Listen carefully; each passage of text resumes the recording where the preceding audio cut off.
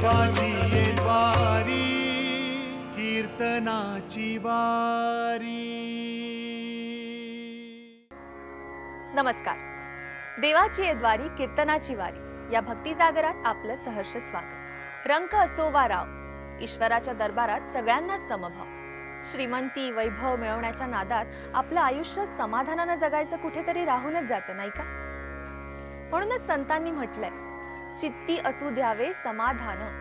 चला तर मग याच समाधानाचा शोध घेऊया आपल्या आजच्या कीर्तनात। जय जय रामकृष्ण हरी। रामकृष्ण हरी, जय जय रामकृष्ण हरी, हरी हरी हरी जय जय रामकृष्ण हरी, जय जय रामकृष्ण हरी, हरी जय जय रामकृष्ण हरी, जय जय रामकृष्ण हरी, जय जय रामकृष्ण हरी, जय जय रामकृष्ण हरी, जय जय रामकृष्ण, जय जय रामकृष्ण हरी, जय जय रामकृष्ण, जय जय रामकृष्ण हरी, जय जय रामकृष्ण, जय जय रामकृष्ण हरी, जय जय रामकृष्ण हरी, जय जय रामकृष्ण हरी, जय जय रामकृष्ण हरी, जय जय रामकृष्ण, जय जय रामकृष्ण, जय जय रामकृष्ण, जय जय रामकृष्ण हरी, जय जय रामकृष्ण हरी, जय जय रामकृष्ण हरी, जय जय रामकृष्ण हरी, जय जय रामकृष्ण हरी, जय जय रामकृष्ण हरी।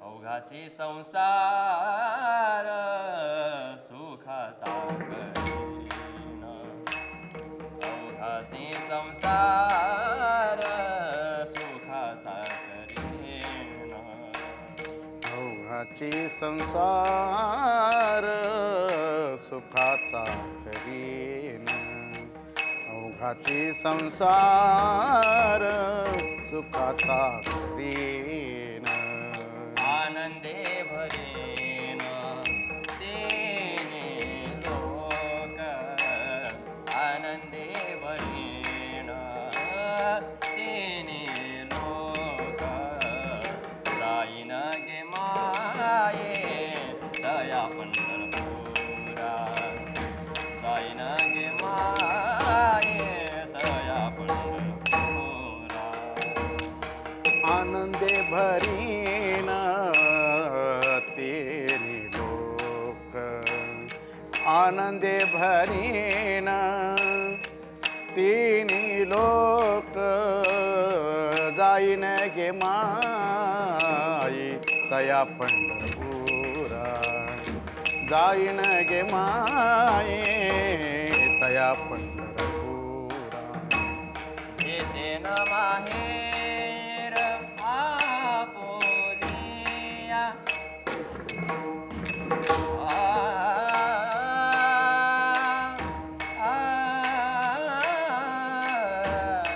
आपुलिया, भेटेन माहेर, भेटेन माहेर, भेटेन माहेर आपुलिया, भेटेन माहेर आपुलिया, जाईन गे माये दया पंढरपुरा, जाईन गे माये दया पंढरपुरा, भेटेन माहेरा पोलिया,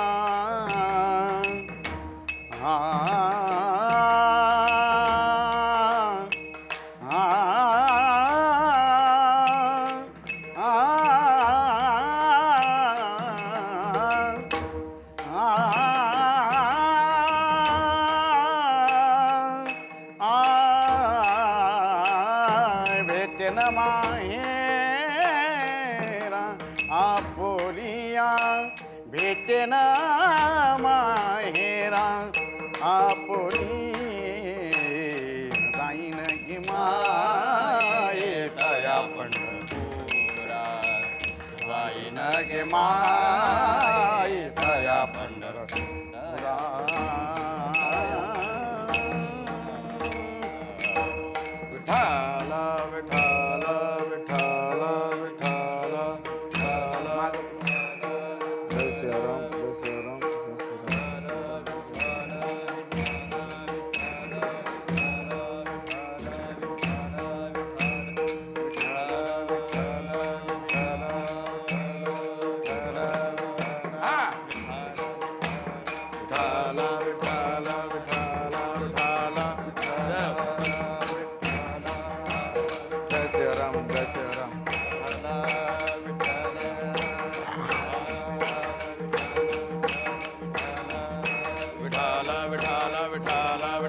विठाल विठाल हाला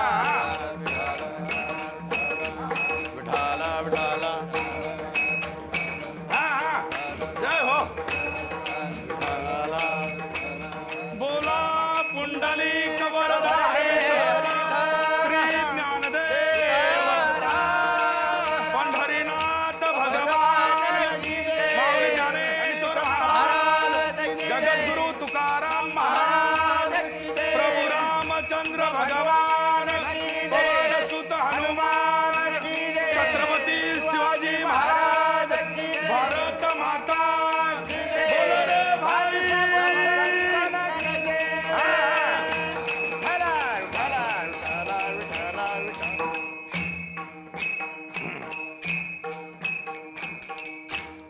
अवघाची संसार सुखाचा करीन आनंदे भरीन तिन्ही लोक जाईन गे मायतया पंढरपुरा भेटेन माहेरा आपुलिया सर्व सुकृताचे फळ मी लाईन क्षम मी देईन पांडुरंगा जाईन गे मायतया पंढरपुरा भेटेन माहेरा आपुलिया बाप रखुमा देवर विठ्ठलाच्या भेटी आपुल्या सेवेसाठी करुणी ठेला जाईन गे मायतया पंढरपुरा भेटेन माहेरा पांडुरंगा करू प्रथम नमन दुसरे चरण संताचिया त्यांच्या कृपाजाने कथेचा विस्तारो बाबाजी सद्गुरु दास तुका जे यांची किल्या स्मरण होय सकळ विद्येचे अधिकरण तेची वंदू श्री चरण श्री गुरूंचे ते नमस्कारून आता प्रस्तुत प्राप्त प्रसंगी सभेसाठी घेतलेला अभंग वारकरी संप्रदायाचे कळस असणारे जगतवंदने जगद्गुरु श्री संत श्रेष्ठ हिंदू हृदय सम्राट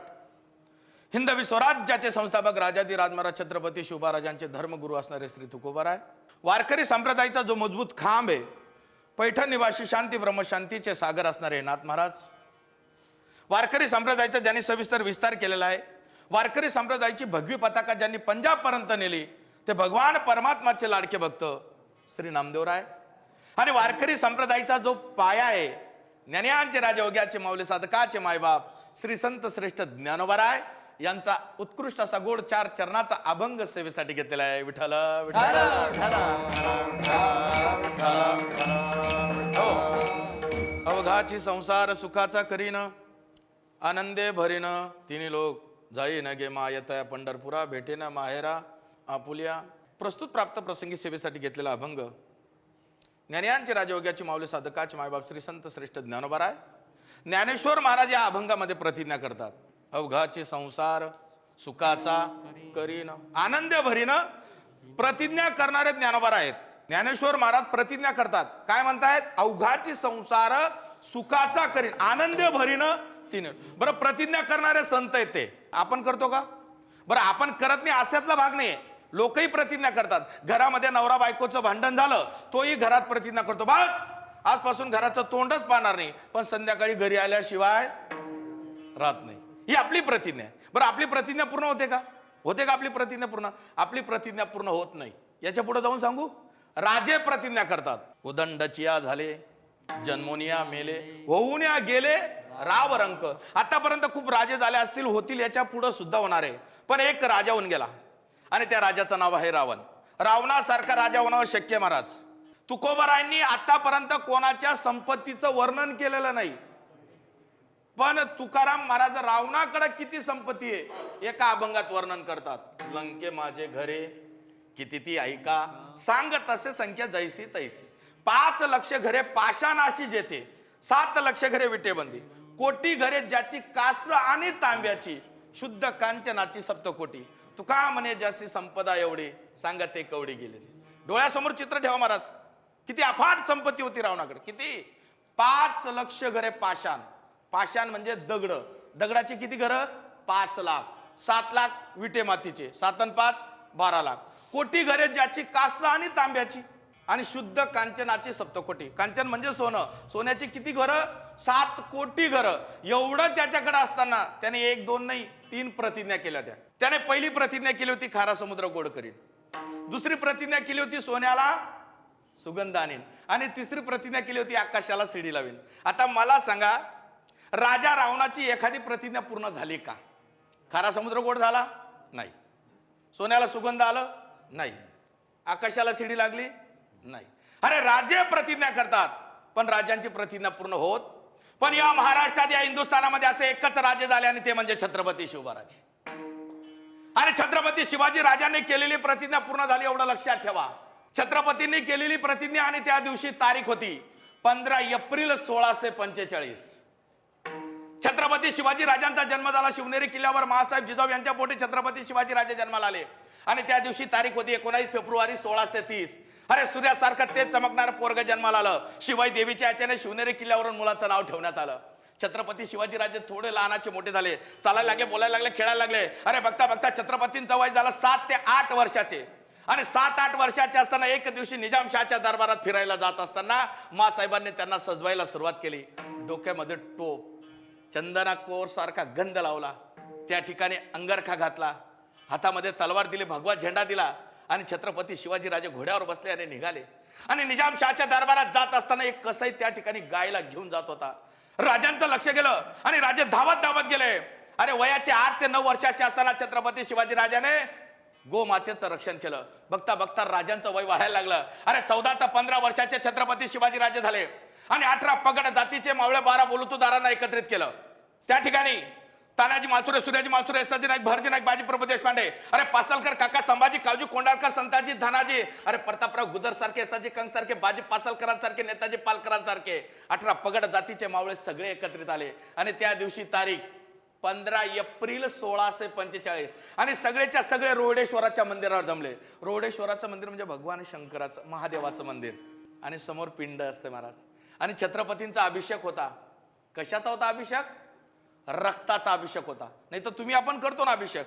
आपण जर गेलो पंढरीला, पांडुरंगाच्या दरबारामध्ये गेल्यानंतर आपण अभिषेक करतो पांडुरंगाचा. आळंदीला गेल्यावर ज्ञानोबरांचा अभिषेक करतो, देऊला आल्यावर तुकोबरांचा अभिषेक करतो, शेगावला गेल्यावर गजानन बाबाचा अभिषेक करतो, शिर्डीला आल्यावर साईबाबाचा आपण अभिषेक करतो. पण तुमचा आमचा अभिषेक कशाचा असतो? दया दुधाचा, गावरानी तुपाचा आपण आपला अभिषेक असतो. पण त्यावेळेस माझ्या छत्रपती शिवाजी राजाने रक्ताचा अभिषेक केला आणि तिथं प्रतिज्ञा केली, हे सर्व साक्षी रोडेश्वरा, आज आम्ही तुझ्या समोर प्रतिज्ञा करतोय, एक ना एक दिवशी हिंदवी स्वराज्य निर्माण करेल. आणि करून दाखवलं. विठाला विठाला. राजे प्रतिज्ञा करतात पण राजांची सुद्धा प्रतिज्ञा पूर्ण होत. याच्या पुढे जाऊन सांगू, देव प्रतिज्ञा करतात पण संतांच्या प्रतिज्ञेपुढे देवाची प्रतिज्ञा पूर्ण होत टिकत नाही महाराज. आता मला सांगा, एक छोटासा प्रश्न आहे, देव श्रेष्ठ का संत श्रेष्ठ? तुम्ही म्हणणार संत श्रेष्ठ.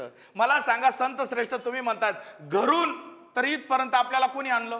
कारण त्या भगवान परमात्मा शिवाय आपण चालू शकत नाही, आलू शकत नाही, बोलू शकत नाही. चाले शरीर कोणाची असते, कोण बोलविते हरिविना.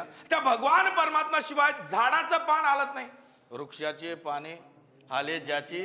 मला सांगा, जर भगवान परमात्मा शिवाय आपण चालू शकत नाही, आलू शकत नाही, बोलू शकत नाही, मग भगवान श्रेष्ठ नाही का? याच्या पुढे जाऊन सांगू, मला सांगा, लोक इथून सुरुवात करतात की देव आहे का? देव आहे का? इथून सुरुवात आहे. मला सांगा, आता फुलं आहे, फुलामध्ये सुगंध आहे का नाही? दिसतो का तो आपल्याला? मग नाही म्हणता येईल का? नाही म्हणता येणार नाही. सुगंध आहे पण तो आपल्याला दिसत. जाऊ द्या, हे विजेचे तार आहेत, या विजेच्या तार मध्ये वीज आहे का नाही?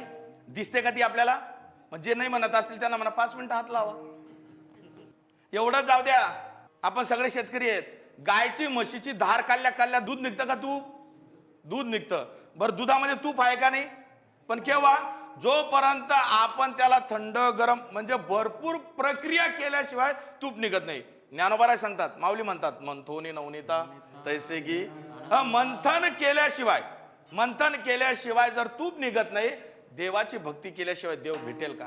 भगवान परमात्मा आहेच, देव आहेच महाराज. हो, जगाचा मायबा भगवान परमात्मा आहे.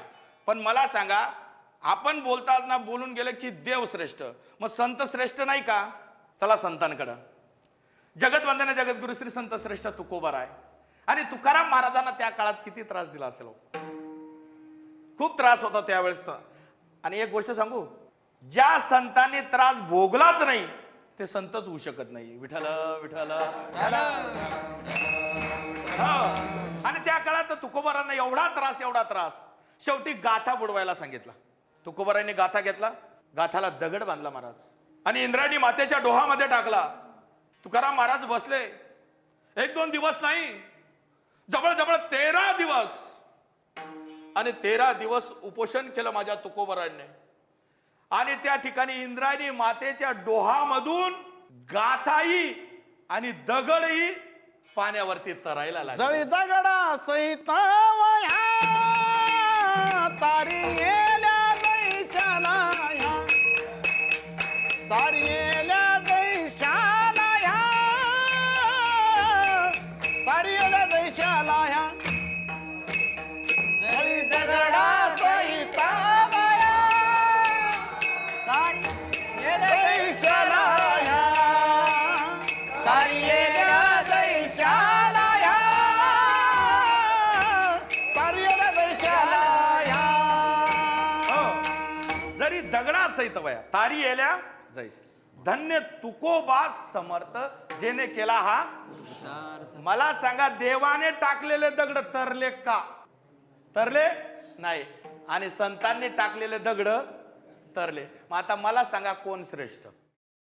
अजून पुढे जाऊन सांगू. आपण काल्याचा प्रसंग सगळेजण ऐकतात, बरोबर? काल्याचं कीर्तन सगळेजण ऐकतात. आणि भगवंत किती खोड्या करत होते. लहानपणी भगवंताच्या खूप खोड्या. हो, आज आपल्या ज्या ठिकाणी मंदिरात कीर्तन होतंय त्या मूर्त्यांकडे पाहिल्यानंतर असं वाटतंय की खरोखर जगाचा मायबाप भगवान परमात्मा त्या गोपाल कृष्ण आणि त्या राधे मैया समोर वासुदेवाचं कीर्तन होतंय. विठ्ठल विठ्ठल विठ्ठल, आणि भगवान परमात्मा लहानपणी खूप खोड्या करत होते. लहानपणी भगवंताने काय केलं? जिथं गायी बांधल्या होत्या ना, गायी सोडून दिल्या आणि तिथं बैल बांधून दिलं, गोरे. आणि गोरे बांधल्यानंतर सकाळी सकाळी ती गोपिका दूध काढण्यासाठी गेली. दूध काढण्यासाठी गेल्यानंतर तिने ते आमन वगैरे काय खायचं जे असेल ते ठेवलं आणि दूध काढायला लागली तर ते गोऱ्याने लात मारली. तिला असं वाटलं काय झालं वो. परत दुसरं खायला आणलं, परत ठेवलं, परत लात मारलं. आणि त्यावेळेस तिच्या लक्षात आली की इथं गाय नाहीये, हा तर गोरा आहे. आणि तिची थोडी नजर तिरकी झाली. आणि नजर तिरकी झाल्यानंतर तिने पाहिलं भगवंताला, हात जोडते, विनंत्या करते, लाला हे कृष्णा, अरे तुला तर माहितीये ना माझी सासूबाई कशी आहे. ती बोलेल ना मला रागवेल ना. कोण? सासू. आत्ताची नाही, इतेवाची सांगतोय बरं का. तो काळ वेगळा होता, आताचा काळ वेगळा आहे. माझी सासू रागवेल ना, मला बोलेल ना, काही कर मला दूध हवंय. त्यावेळेस माझ्या भगवान परमात्माने सजीव नंदीचं दूध काढलं. कोणी? भगवान परमात्माने नंदीचं दूध काढलं, बकेट दिली आणि ती गोपिका निघाली. दृष्टांत समाप्त झाला. जगाच्या मायबाप भगवान परमात्माने सजीव नंदीचं दूध काढलं. देवाने चला संतांकडं. जगाचा मायबाप भगवान परमात्माने दूध काढलं सजीव नंदीचं. पण श्री संत श्रेष्ठ तुकोबाराय वैकुंठावनी 3 वेळा खाली आले. एक पहिल्यांदा आले होते निळोबारायांसाठी, दुसऱ्यांदा आले होते श्री संत जगनाडे महाराज यांच्यासाठी, आणि तिसऱ्यांदा आले आपली पोटची मुलगी, तिचं नाव भगीरथ, तिच्यासाठी. आल्यानंतर भूक लागली आणि देवाचं संताचं तसंच आहे महाराज. ज्या ठिकाणी खायला नसतं ना त्या ठिकाणी भूका लागतात. ज्या ठिकाणी खायला नसतं तिथं भूक लागते. जिथं खायला भरपूर असतं तिथं भूक लागत नाही. तुकोबारांना भूक लागली, अगं ताई मला लवकर काहीतरी खायला बनव. आता ताई मला खरं सांगा, लवकरात लवकर बनणारा जो स्वयंपाक आहे तो कोणता आहे? शेवाळीचा भात, बरोबर आहे का नाही? हो. पण शेवाळीचा भात जर खायचा असेल, शेवाळ्या जर खायच्या असतील तर त्याच्यामध्ये दूध असलं पाहिजे, तर ते खायला खूप आनंद वाटतात. आणि त्या ताईने लवकरात लवकर भात तर तयार केला, पण दूध नव्हतं. घेतला ग्लास आणि शेजारच्या घरी गेली. काकू दूध आहे का? अगं बाई दूध होतं ग, पण सकाळीच मुलाला दिलं. दुसऱ्याकडे, मावशी दूध आहे का? अगं ताई दूध होतं ग, पण सकाळी पाहुणे आले, चहा वगैरे झाला. संपूर्ण गाव फिरले महाराज, दूध मिळालं नाही. आणि त्यावेळेस तुकोबाराय म्हणतात, ताई दे माझ्याकडे तो ग्लास. तो ग्लास घेतला आणि त्या ठिकाणी जुनाट भगवान भोलेनाथाचं, शंकराचं, वेलेश्वराचं मंदिर होतं.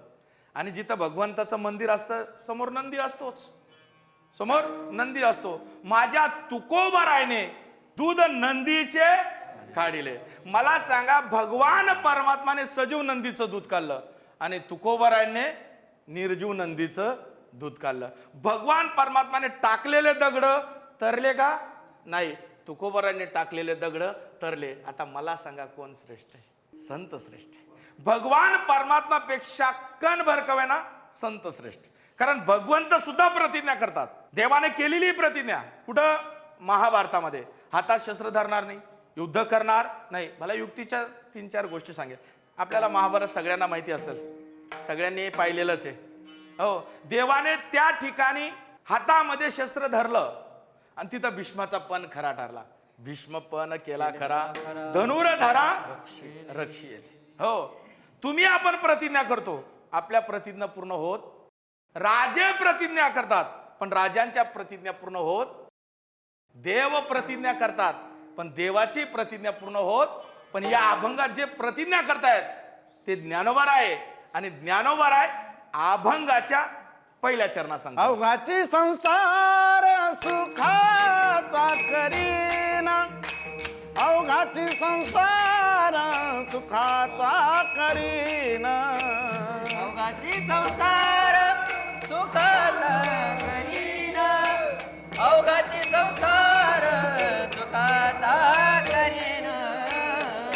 आनंदे भरिना तिनी लोके, आनंदे भरिना तिनी लोके, ती लोके जाईन गे माये तया पंढरपुरा, जाईन गे माये तया पंढरपुरा, जाईन गे माये तया पंढरपुरा, जाईन गे माये तया पंढरपुरा. संसार सागरात काही अडकलेले जे जिज्ञासू साधक आहे ते ज्ञानोबरांजवळ आले आणि माऊलीला सांगतात, माऊली आम्हाला या संसार सागरातून मुक्त करा, या संसार सागरातून आम्हाला सोडवा. मग त्यावेळेस ज्ञानोबा त्यांना सांगतात, तुम्ही काळजी करू नका, तुम्ही घाबरू नका, मी तुमचाच नाही तर सगळ्यांचा संसार सुखाचा करीन. अवघाची संसार सुखाचा करीन. काळजी करायची नाही, घाबरायचं नाही. एवढंच नाही, मी तुम्हाला वरून फक्त बोलत नाही, तुम्हाला मी वचन देतो. नाभी नाभी बोलिले वचन. मी नाभीच्या देठापासून सांगतोय तुम्हाला, काळजी करू नका, घाबरू नका, मी तुमचाच नाही सगळ्यांचा संसार सुखाचा करेन. हो, मला सांगा महाराज, सर्वच संत महात्मे सांगतात की मुळात हा संसार दुःखाचा आहे. दुःख बांधवडी आहे हा संसार, सुखाचा विचार ठाऊकची आहे संसार दुःखाचा, चित्तसीन त्याचा भाव नाही. सुख पाहता जावा पाडे, दुःख पर्वता संसार दुःख मूड चहूकडे, विश्रांती नाही कोठे रात्रंदिवस. मुळात हा संसार दुःखाचा आहे महाराज. हो, या संसारात कुणी कुणाचं, कुणीच कुणाचं नाहीये. नाही कुणाचे कुणी, तुझे रे नव्हे कुणी, अंती जास्त एकला रे प्राण्या माझे माझे म्हणून. प्राण्या मायेचा बाजार, संसार मायेचा बाजार आहे. संसारात कुणी कुणाचं नाही. हे फक्त तुमचं आमचं जे आहे ना, ते एक नातं आहे. नात्याचा संबंध, एक प्रेमाचा संबंध आहे. काय म्हणतात संत महात्मे, अरे तू तो काया नगर का सौदागर, तुझे अपने वतन पे जाना है. माता कहे बेटा मेरा, पिता कहे बेटा मेरा, अरे ना माता का ना पिता का, हे तो जन्म देने का नाता है. भाई कह बहन मेरी, बहन कहे भाई मेरा, अरे ना भाई का ना बहन का, हे तो रक्षा बंधन का नाता है. सास कहे दामाद मेरा, दामाद कहे सास मेरा, ना सास का ना दामाद का, हे तो बेटी देने का नाता है. कमाल कहे कबीर मेरा, कबीर कहे कमाल मेरा, ना कमाल का ना कबीर का, हे तो हरि गुण गाने का नाता है. तू तो काया नगर का सौदागर, तुझे अपने वतन पे जा. संसार आहे, संसार मायेचा सागर, कोणी कुणाचं नाहीये, हे नातं आहे. माता कहे बेटा मेरा, पिता कहे बेटा मेरा, ना माता का ना पिता का, हे तो जन्म देने का नाता आहे. आईचं आणि मुलाचं नातं हे जन्माचं नातं आहे महाराज. आईचं आणि मुलाचं नातं हे रक्ताचं नातं आहे. पण याच रक्ताच्या नात्याला विसरणारे याच महाराष्ट्रामध्ये असे कितीतरी पोर आहेत की ज्या पोरांना अजून आई काय ते कळालीच नाही. अरे जीवनात तर आपल्याला सर्व मिळेल हो, काय मिळणार नाही. जा बाजार में जाओ, बाजार में ऐसी कौन सी चीजें हो नहीं मिलती है, सब कुछ मिलता है लेकिन माँ नहीं मिलती. सर्व मिळेल महाराज, पण आपल्याला आई मिळणार. जीवनातून ज्याची आई गेली ना, त्याने समजावं की आपला सुखाचा समुद्र आटला. आई काय असते? आई आई मायेचा सागर, समृद्धाची घागर, चैतन्याचा जागर असते. आई भाजीतलं मीठ, पहिलं विद्यापीठ, हक्काचं व्यासपीठ असते. आई आई पावसाच्या धारा, थंडगार वारा मायेचा उभा असते. दादा, आई ही आईच असते. आई आई ही आईच असते, नसते सांभाळणारी दाई. दाई म्हणजे नोकरीन बाई. आई ही आईच असते, नसते सांभाळणारी दाई. असल्यावर कळत नाही आणि नसल्यावर मिळत नाही. अरे समुद्राची शाई, आकाशाचा कागद, पर्वताची लेखणी, साक्षात सरस्वती माता जरी आईची उपकार लिहायला बसते ना, तरी आईची उपकार लिहिता येणार नाही. कारण स्वामी तिन्ही जगाचा, आई विना भिकारी. अरे डोंगराच्या पलीकडे गेलेला सूर्य तुम्हाला दिसू शकतो, ढगाच्या आड गेलेला सूर्य परत दिसू शकतो, पण एकदा मातीत गेलेली आई पुन्हा दिसणार नाही मला. आईचं प्रेम आहे. आईसारखं दैवत या जगामध्ये नाहीये. माता कहे बेटा मेरा, पिता कहे बेटा मेरा. ना माता का ना पिता का, हे तो जन्म देने का नाता आहे. आईचं आणि मुलाचं नातं रक्ताचं आहे. ज्याला हात नसेल त्याला विचारा तुम्ही हाताचं दुःख काय. ज्याला कान नसेल त्याला विचारा कानाचं दुःख काय. ज्याला डोळे नसेल त्याला विचारा तुम्ही डोळ्याचं दुःख काय. ज्याला पाय नसेल त्याला विचारा तुम्ही पायाचं दुःख काय. आणि ज्यांना आई नसेल ना, त्यांना विचारा ना तुम्ही आईचं दुःख काय. 2 महिन्याचा होता तेव्हापासून आई त्याला पाठीला बांधत होती. रात्रंदिवस काबाड कष्ट करत होती, पोराला लहानाचं मोठं करत होती. शाळेत जाता जाता एक दिवशी त्या आईचा प्राण गेला. आई उठ ना ग, बोल ना ग आई. आजूबाजूच्या माऊल्या आल्या. त्या बाळाला जवळ घेतलं, त्याच्या डोक्यावर हात फिरवला, त्याला सांगितलं, दादा अरे तुझ्या याच्या निद्रेत झोपलेली आहे की ती पुन्हा उठू शकत नाही. जाता जाता एक शब्द लक्षात ठेवा. अरे पत्नी मेल्यावर दुसरी पत्नी मिळू शकते, पण आई गेल्यावर त्या बाळाला आई मिळू शकत. सावत्राई घरात आली, पोराला त्रास द्यायला सुरुवात केली. पोराकडून सगळं काम करून घ्यायचं, भांडी धुवून घ्यायचे, कपडे धुवून घ्यायचे, सगळं काम करून घ्यायचं. एके दिवशी पोरगा धावत घरामध्ये गेला. घरामध्ये देवारा होता, देवारामध्ये त्याच्या आईचा फोटो होता. आणि तो भगवंताला बोलू लागला, हे भगवान, अरे मैंने सुना है कि तू दया का सागर है, दयावान, नीतिवान, कृतिवान, कृपावान देवा. भक्त प्रल्हादासाठी तू खांब्यातून प्रगट झाला. उपमन्यू वाटीभर दूध मागण्यासाठी आला, त्याला शिराचा सागर दिला. ध्रुव बाळाला तू आढळ पदावर बसून दिलं. देवा मला आढळ पद नको देऊ, मला शिराचा सागर नको देऊ, मला फक्त माझी माय वापस. महाराज आपल्याला सगळं मिळेल पण आई भेटणार नाही. कारण आईचं आणि मुलाचं नातं आहे. माता कहे बेटा मेरा, पिता कहे बेटा मेरा. ना माता का ना पिता कहे तो जन्म देने का नाता है. कमाल कहे कबीर मेरा, कबीर कहे कमाल मेरा. ना कमाल का ना कबीर का, हे तो हरिगुण गाने का नाता है. तो काया नगर का सौदागर, तुझे अपने वतन पे जाना है. संसार मिथ्ये, संसार मायेचा सागर आहे महाराज.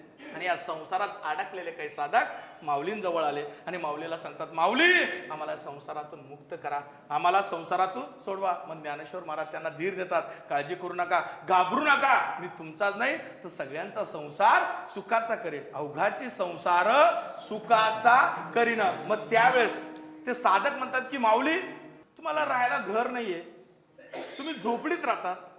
माऊली तुम्ही मधुकरी मागून पोट भरताय आणि तुम्ही म्हणतात की अवघाचे संसार सुखाचा करीना. कोणाच्या आधाराने बोलतायत तुम्ही माऊली? आणि खरंच माऊलीचं जीवन तसंच होतं. काय असेल माझ्या ज्ञानोबारायांचं जीवन? मधुकरीसाठी जावं माझ्या ज्ञानोबारायांनी. मधुकरी हातामध्ये घेतल्यानंतर कोणीतरी यावं, कोणीतरी त्या ठिकाणी माती टाकावी.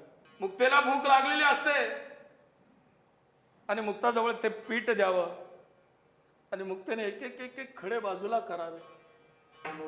एक एक खडे बाजूला केल्यानंतर ते पीठ कसं तरी घ्यावं, त्याची एखादी पोळी बनवावी आणि तशी खावी. किती माझ्या ज्ञानोबारांना त्रास दिला महाराज. आणि त्या ज्ञानोबारांजवळ आलेले साधक, माऊली तुम्हाला राहायला घर नाही, माऊली तुम्हाला आई नाही, तुम्हाला वडील नाहीये. आणि मायबाप ज्याला आई वडील नसतील त्या मुलाचं जीवन कसं असेल, त्यांचं जीवन असतं कसं महाराज? आई नसू द्या, वडील नसू द्या, आईला जेवढा मान असतो तेवढाच वडिलांना पण असतो. वडिलांना कधी कमी लेखायचं नाही, वडिलांना कधी कमजोर समजू नका महाराज. अरे आई घराचं मांगल्य आहे, बाप घराचं अस्तित्व आहे, पण घरच्या अस्तित्वाला ओळखतं कोण? अरे जन्म देणारी आई तुम्हाला सर्वांना न्या, ते सर्वांना माहिती आहे, पण रात्रभर दवाखान्यात चक्र मारणारा बापाला विसरून जातो. शाळेत मुलगा पहिला आला तर आई सर्वांना सांगते माझा मुलगा पहिला आला, पण गपचूप हॉटेलमध्ये जाऊन पेढ्याचा बॉक्स आणणाऱ्या बापाला विसरून जातो. अरे तो बाप आपल्या मुलाला 10 रुपये देतो, मुलीला 20 रुपये देतो. मुलगा 10 रुपये घेतो, न्हावीच्या दुकानात जातो, मुलगी 20 रुपये घेते, ब्युटी पार्लर मध्ये जाते. पण त्याच घरातला बाप दाढी करण्याचा साबण संपला म्हणून कपडे धुण्याच्या साबणाने दाढी करणारा तो बाप असतो. अरे आई तुम्हाला, आई मला पण आहे ना. आपली आई जर मेली ना, आईचा कपाट उघडा, आईच्या कपाटात आपल्याला 15 ते 20 नव्या कोऱ्या साड्या सापडतील, पण 35 ते 40 हजार रुपये पगार कमावणारा बाप त्याचा बनेल तर बा, त्या बनेलला छिद्रे पडलेले असतात. एखाद्या मुलाला विचारा, का रे बाबा तुझे वडील? महाराज, माझे वडील खूप मारझोड करतात, माझे वडील म्हणजे व्यसनी, माझ्या वडिलांचा स्वभाव म्हणजे एकदम तापट. नाही रे, जर तुला बापाला बघायचं असेल ना, बापाला नारळ बघ, नारळ. अरे नारळ वरून किती कडक असतं, पण तेच नारळ फोडल्यावर अमृतासारखं गोड पाणी देणारा तो बाप असतो. अरे रस्त्याने चला, रस्त्याने चालता चालता जर पायाला ठेच लागली, आई ग, हा शब्द निघतो. पण पुढे गेल्यानंतर मोठा सर्प दिसू द्या, बाप रे, हेच वाक्य बा. छोटं संकट आलं तर आई आठवते, पण मोठमोठे वादळे ज्या दिवशी आपल्याला पेलवायचे असतात ना, त्यावेळेस आपल्याला आपला बाप आठवतो. महाराज, बाप कसाही असू द्या, बाप आयुष्यात 2 वेळा रडतोच, 2 वेळा त्याच्या डोळ्यातून अश्रू पडतात. बाप पहिल्यांदा रडतो ज्या दिवशी त्याची मुलगी सासरी जाते ना, त्या दिवशी. मुलगी सासरी जात असताना ती लहान बहीण येते आणि गळा भेटी मारते आणि ती सांगते, ताई, आईकडे लक्ष ठेवा, बाबाकडे लक्ष ठेव. दुसरा पाऊल टाकते, आई येते, आई धावत धावत येते, आपल्या मुलीला कडकडून मिठी मारते आणि सांगते, का ग ताई, कसं होईल ग तुझं? त्यावेळेस ती मुलगी हात जोडते, आई, आई, मी माझा संसार सुखाचा करीन ग. आई, माझी एकही तक्रार तुझ्या कानापर्यंत येऊ देणार नाही. आई, आतापर्यंत काही चुकलं असेल तर मला माफ कर ग. आई, आतापर्यंत काही चुकलं असेल तर मला माफ कर. पण आई, माझ्या बापाशी भांडू नको. आई, ज्या दिवशी माझ्या बापाशी भांडते ना, माझा बाप दिवसभर जेवत नाही. मी बाबाला सांगायचो, बाबा जेवा ना. बेटा, मला भूक नाही. बाबा जेवा ना. खरंच मला बेटा भूक नाही. बाबा, तुम्ही जेवले नाही ना, मी सुद्धा जेवणार नाही. आणि ते दृश्य त्या घरातला बाप पाहतो आणि बाप धावत धावत जातो आणि त्याच्या पत्नीला बोलतो, का ग, का रडते? कशासाठी? रडू नको, अगं आपली मुलगी आहे. पतीला चांगले ठेवेल, सासू सासरे, देराला जेठाला नानाला घरादाराला सुख समाधान ठेवेल, रडते कशाला? अगं मुलगी म्हणजे परक्याचं धन असतं, आज ना उद्या ते जात असतं. कशाला रडते? चल घरात, चल घरात. आणि सगळ्यांना घरामध्ये घेतो आणि सगळे पाहुणे रावळे गेल्यावर एका कोपऱ्यामध्ये धुसभूस रडणारा तो बाप असतो. आईला जेवढा मान आहे तेवढा वडिलांना, पण ज्यांना आई वडीलच नसतील त्यांचं जीवन कसं असतं? साधक म्हणतायत, माऊली तुम्हाला आई नाही, तुम्हाला वडील नाही आहेत, माऊली तुम्हाला राहायला घर नाही, मग दुखरी मागून तुम्ही पोट भरतायत आणि तरी म्हणतायत तुम्ही अवघाची संसार सुखाचा करीना. मग ते आलेले जे साधक होते ना, ज्ञानोबा आहेत, त्यांना एक दृष्टांत देतात. त्यांना सांगतायत, एका खेड्यागावामध्ये एका शेतकरी राजाला 4 मुलं होते आणि 3 मुलं न शिकलेले होते. त्यांचं लग्न झालं आणि चौथा जो आहे थोडाफार शिकलेला होता.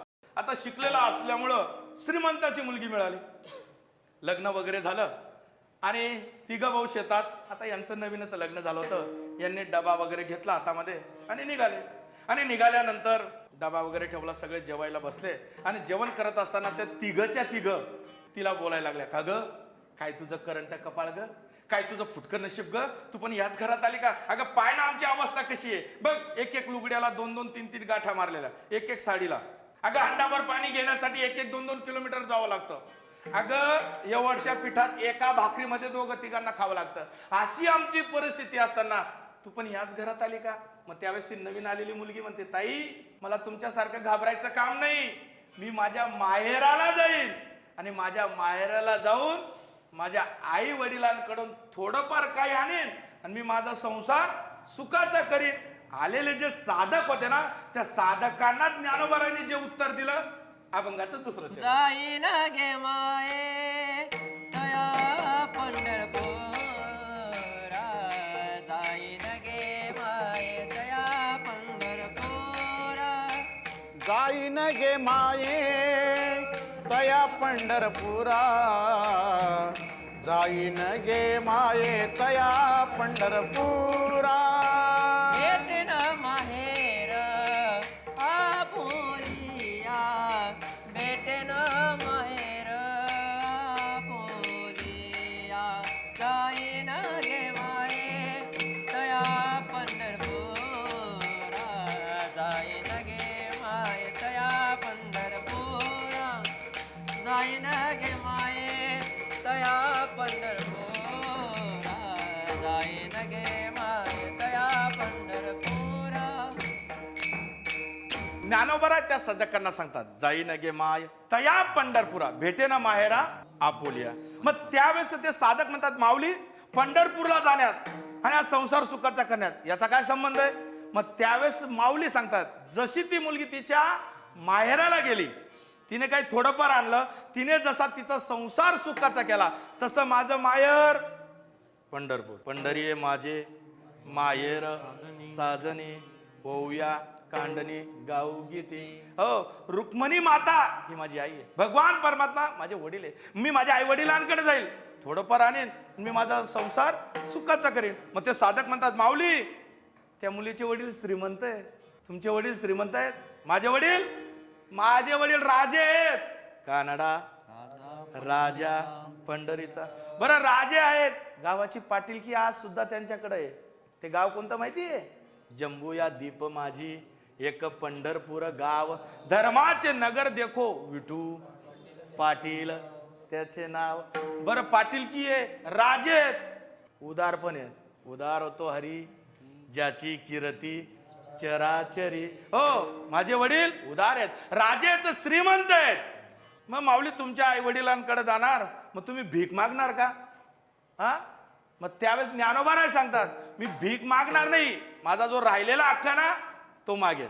सर्व सुकृताचे फळ मी क्षम मी देईन. माझा राहिलेला हक्क मी मागेल. पण पंढरपूरला जाव तर काय पाहिजे? प्रेम पाहिजे, प्रेम. निष्ठा पाहिजे, निष्ठा निष्ठी नाही. काही लोक निष्ठा निष्ठी करतात. अहो चला पंढरीची वारी, आलो असतो पण काय करता, पाऊस आला नाही, काय नाही. हे निष्ठा निष्ठी. निष्ठावंत भाव भक्ताचा तळमळ असली पाहिजे. तळमळ कशी? कन्या सासुराशी जाय मागे परतून या, तैसे झाले माझ्या जीवा केव्हा भेटशी. हो, तुम्ही एकदा त्या माझ्या भगवान परमात्माला भेटा महाराज, आयुष्यात दुसऱ्याला कोणाची भेटण्याची गरज पडणार नाही तुम्हाला. त्या भगवंताला जर भेटले ना तर भगवंत आपलंसं करून घेतो. तो भगवंत आपलासा करून घेतो. बापर कुमा देवर विठ्ठलाच्या आपुल्या सेवेसाठी जाई नगे माय तया पंढरपुरा, भेटे ना मायेरा आपुलिया विठोबार. जय विठोबार कुमाई, विठोबार कुमाई, विठोबार कुमाई, विठोबार कुमाई, विठोबार कुमाई, विठोबार कुमाई, विठोबार कुमाई, विठोबार कुमाई, विठोबार कुमाई, विठोबार कुमाई, विठोबार कुमाई, विठोबार कुमाई, विठोबार कुमाई, विठोबार कुमाई, विठोबार कुमाई, हे विठोबार कुमाई, विठोबार कुमाई, विठोबार कुमाई. विठोबार कुमाई. चौघ चरणांचा भावार्थ थोडक्या मडक्यात भाष्य झालेला आहे. जाता जाता ज्ञानोबराय प्रतिज्ञा करतात, अवघाची संसार सुखाचा करीन. पण आपल्या सगळ्यांच्या डोक्यामध्ये एकच संसार, कोणता? गाडग मडग, नवरा बायको, शेती बळी, गाड्या बंगला, हा संसार. मला हा संसार पाहिला तर हा मिथ्य आहे. संसार हा मायेचा सागर आहे. मग खरा संसार कोणता? कारण याचा जो पाहिला स्वभाव मुळात दुःखाचा आहे. किती सुखाचा करण्याचा प्रयत्न करा, होईल का? आता या ठिकाणी माझी ताई बसली. ताई खरं सांगा, स्वयंपाक करणारी खूप सुंदर ताई आहे, पण ताई कारल्याची भाजी गोड होईल का? होईल, कारण कारल्याचा मूळ स्वभाव कडू आहे. अहो एवढं जाऊ द्या, एकाच विहिरीतलं पाणी घ्या, एकाच विहिरीतलं पाणी एकाच पाईपलाईनने जातंय, तेच पाणी मिरचीला जातं, तेच पाणी ऊसाला जातं. मिरची खाल्ली तर तिखट, ऊस खाल्ला तर ऊसाचा गोडपणाचा स्वभाव जाणार नाही, मिरचीचा तिखटपणाचा स्वभाव जाणार नाही. तसा हा संसाराचा जो दुःखी रूपी स्वभाव आहे तो जाईल का? मग तरी ज्ञानोबराय कस काय प्रतिज्ञा करतात? अवघाची संसार सुखाचा. मग ज्ञानोबरायांनी जी प्रतिज्ञा केली, तो ज्या संसाराची प्रतिज्ञा केली, तो संसार कोणता? जन्म आणि मरण. जन्म मरणातून मी तुम्हाला सोडेल अशी ज्ञानोबराय प्रतिज्ञा करतात. जाता जाता काही माझ्या महत्वाच्या 5-6 गोष्टी मी दररोज कीर्तनाच्या माध्यमातून सांगतोय. पहिली जी गोष्ट आहे महाराज, ती दारूबंदी करा. दारू पिऊन जीवन बर्बाद करू नका. तुम्हाला असं वाटू देऊ नका वासुदेव महाराज आर्वीकर बोलतायत, माझे शब्द नाहीत. संत महात्मे सांगतायत, दारू गांजा मत पिओ यारो अक्कल गुंग हो जाते. माणसाने दारू पिऊ नये महाराज. जर दारूच पियाची असेल तर कोणती दारू पिया, तिचं नाव सांगतो मी. कोणती दारू पिऊ नका. अरे जाम पर जाम पीने से क्या फायदा, जाम पर जाम पीने से क्या फायदा, सुबह पियोगे शाम को उतर जाएगी, लेकिन एक बार तो हरि नाम का प्याला तो पी तो देख, तेरी जिंदगी सुधर जाएगी. ती दारू पिण्यापेक्षा ही प्या. ब्रह्मरस घेई काढा, तेने पिढा वारेल. पहिली गोष्ट दारूबंदी. दुसरी गोष्ट मांसाहार बंद करा. तिसरी गोष्ट गावात हरिनाम सप्ते करा. चौथी गोष्ट, देश देव धर्माचं रक्षण करा. या देशाचं रक्षण आपल्यालाच करायचंय महाराज.